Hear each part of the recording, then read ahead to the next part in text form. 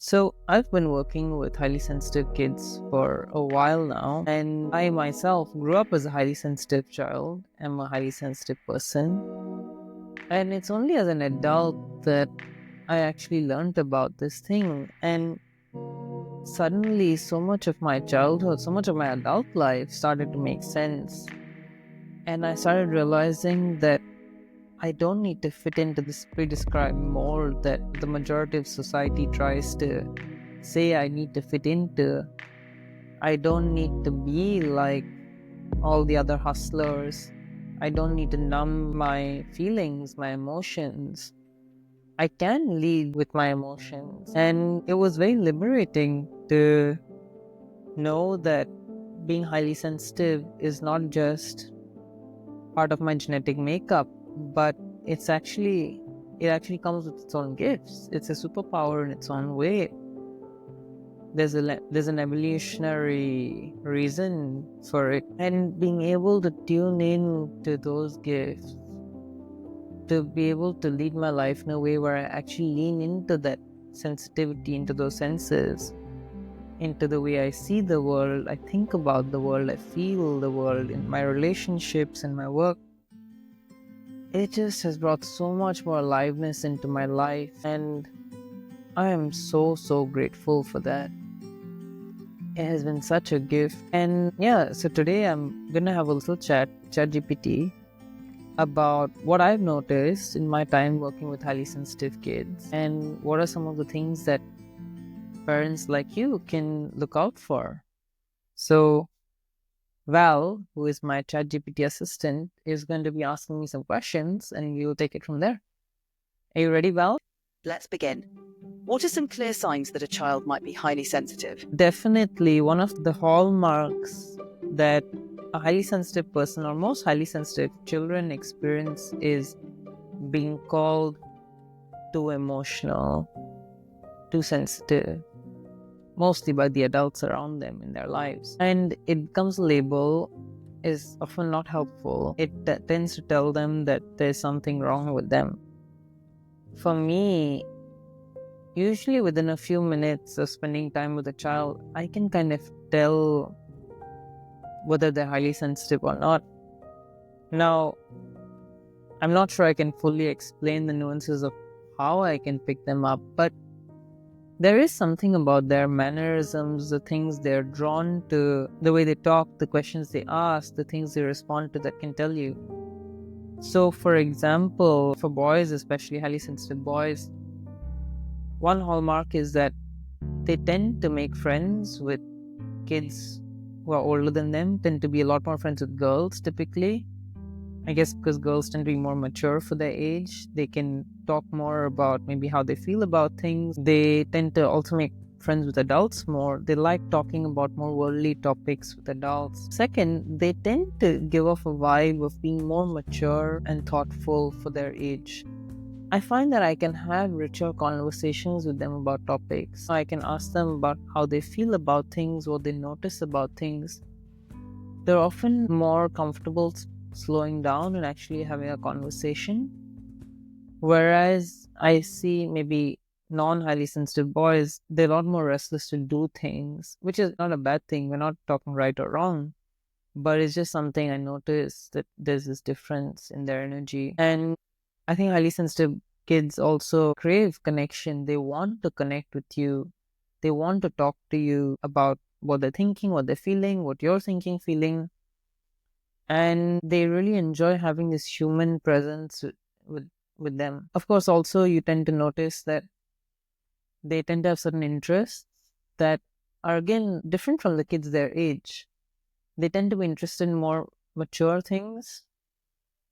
Like say maybe a 7-year-old is very interested in the details of planes, aviation, very technical things that other kids his age might feel they're just 7 years old, they just want to play, have fun. But this child might be very interested in the nuances of things, want to explore that, and as a result, they tend to feel like they don't quite fit in with the crowd they have around them. So these kids tend to feel like they're a bit of a misfit. That's something I tend to notice. It's a profound observation. It's clear that highly sensitive kids have unique qualities that can sometimes make them feel out of place among their peers. How do you think parents can best support their child's sensitivity while ensuring they feel accepted? I think parents often tend to worry when their child is so sensitive that they won't be able to cope with the world, that they won't be resilient to hardships, to the cruelties that the world might throw at them. Now, it's often that fear and that stigma towards their sensitivity that actually cripples them and makes it harder for them to cope. That sensitivity is a part of who they are. They're not choosing to be more sensitive than other people. It's literally how their brain is wired. And so, rather, what they actually need is to learn to connect with their feelings, to learn to connect with their emotions, to learn how to regulate their emotions, how to be with their emotions, how to make sense of them. Because when they can do that, then they can really ride the waves of what they feel and of what life throws them. The thing is, children don't learn how to regulate their emotions all by themselves. They need an adult to teach them, to be present to them, to co-regulate with them. And that's how they learn to be with their feelings, to be with their sensitivity, to take ownership for their sensitivity rather than the sensitivity crippling them. At the end of it, really, what it comes down to, what a highly sensitive child needs is attunement. They need an adult to be present with them. And that can be so liberating. I cannot emphasize this enough. Just how important it is for an adult, a caregiver, to provide attunement to a highly sensitive child. That does so much for them. And it's not easy in practice, especially if as a parent, as an adult, you've not done your own inner work. You see, most of us never received that attuned care growing up ourselves. And so it can be hard to know what that feels and looks like to begin with, let alone offer it to someone else. So I'm not saying it's easy, but the truth is that's what the child needs. And that's actually what, when as an adult you go to therapy, that's often what the therapeutic container, the therapeutic relationship provides us. It's that attunement, it's that slow presence to really go through the layers and really for the therapist to be present with what we're feeling, and for us as the adult to learn to be present with our own inner child. That is where the healing comes from. So, in a way, whether as an adult we slow down and we provide that attunement to our inner child, or we get it when we were a child, or we provide it to our child when they're young. That, I think, is the core really of what the child needs. That's beautifully said. It really highlights the importance of emotional attunement and understanding. Providing that presence can make such a difference in helping a child thrive. How do you suggest parents start fostering that kind of attunement if they're new to it? I think, like with anything, it starts with awareness. I think parents, no one needs to be perfect from day one. But I think if there can be an awareness, if they can pause and start to notice that my child is having a feeling, am I able to meet them or not? How am I responding in the moment to them? What am I doing? Is it hard for me? Why is it hard for me? I think if they can even start to notice those things will start to shift. Of course, it can be a long journey of actually connecting with your own blocks in providing that attunement to your child, but I think that awareness is such a crucial first step. That's a wonderful first step. Awareness can open the door to deeper connection and understanding. What should parents say or do when their child has a big emotional reaction? So, personally, what I find the most effective thing, to be honest, is when a parent has done their own healing work.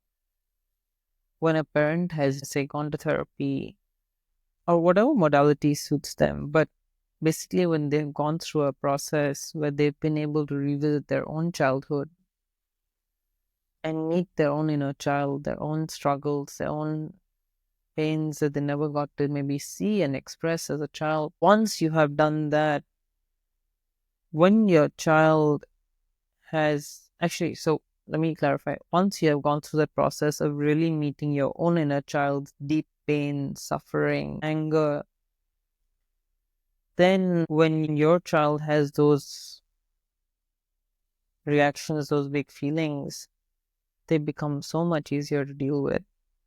I remember the first time one of my students, a 7-year-old boy in class, had a massive meltdown. And I could tell that the child was sensitive, but sensitive or not, I mean, all kids are sensitive. All people are sensitive. It's just that some are more sensitive than others. This child had a very big meltdown. He was very triggered by the other kids in the class. He thought he was being bullied when actually no one was bullying him. It's just that the way that other kids were interacting among themselves triggered probably some bullying trauma from school. And he started yelling at them, saying, "Stop bullying me," even though no one was bullying him. He started banging on the door, the walls, trying to tear the classroom down. Very upset. And I was surprised at how easy it was for me to actually show up with him, to gently slow down with him. Because I have met my own child's anger, my own child's pain. And somehow when I sat next to him, I stood next to him, and I just gently put a hand on his back and a hand in front of his chest, just letting him know, hey, I'm here. Letting him know that, hey, I see your pain. And just gently ask him, hey, has someone hurt you? And in that gentle process, that child felt so seen. All the yelling, the violence stopped. He turned to me, his face red, and the anger just turned to sadness, and the tears started flowing. And he just kind of, you could feel all the tension just relax in his body. And yeah, he just wanted to be seen, and I just held him for a while, reassured him that, hey, it's safe here, no one's gonna hurt you here, we're here with you, I'm here with you. And that was all he needed, really. And I was surprised at how effortless that felt for me, because I had been through that process with my own child. I didn't feel like there was anything wrong with what was coming up for him. It was perfectly understandable, just based on how our brain develops, how our emotional state develops. And I think that moment was very healing for him, to be seen, to be given that support, to not be alone in his pain, to feel like I can move through my pain. That was so profound. So yeah, in a nutshell, I think when we do our own healing work, it helps. And I mean, it's a journey. Parents don't have to be perfect, but I think the important thing is that they have the awareness and they try to do things differently, because that is such a huge gift for a child. And when you can do that for a child, the child's body remembers it. And when they grow up, they will feel for you so much more from their heart, because they felt cared for you. They actually felt loved and cared for by you, not just knowing that my parents took care of my basic physical needs. That's incredibly profound. Would you like to share more about how parents can start their own healing journey to better support their children? No, I think I won't go into that. I think that is a whole other rabbit hole. I mean, of course, I do recommend parents to read a bit. Actually, hold on. So, a few books that have been very instrumental in my journey and that I highly recommend any parent looking to better connect with their kids, highly sensitive or not. And the first is this one: How to Talk So Kids Will Listen, and Listen So Kids Will Talk. This book was actually recommended to me by my therapist. Actually, it was recommended to my wife by our therapist, and I read it as well. And she recommended to us to learn how to better connect with our inner childs. And that was also around the time I started working with kids. And it just changed the way I saw human connection, actually. This book is about communicating with attunement. It is about